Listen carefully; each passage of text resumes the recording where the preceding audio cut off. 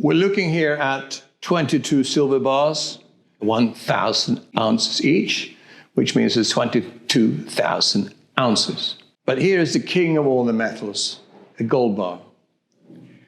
This gold bar weighs 400 ounces, but the weight is not exact. Just like the silver bars don't weigh exactly 1,000 ounces, this is approximately 400 ounces, but each bar has to be weighed individually to determine the exact weight.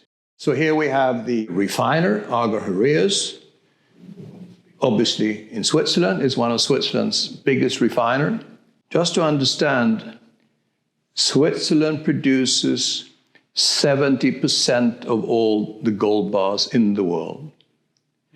And we're standing here in a vault in Switzerland, and not only does Switzerland produce most of the gold bars in the world, but also has the highest number of private gold and silver vaults in the world.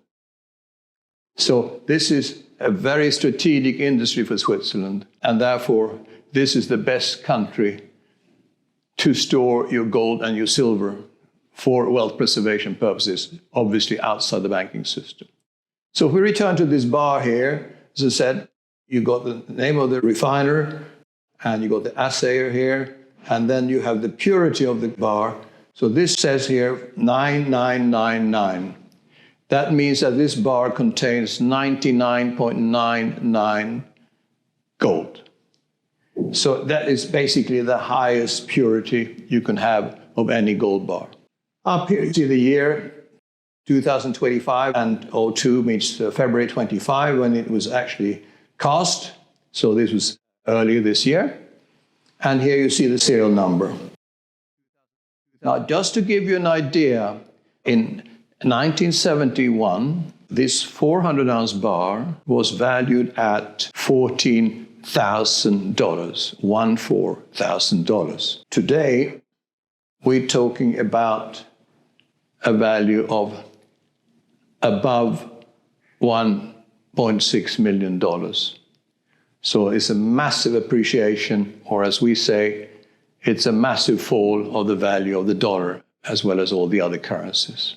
So these 22 silver bars are today valued in total at $1.1 million, as opposed to the gold bar, which today has a value of $1.6 million.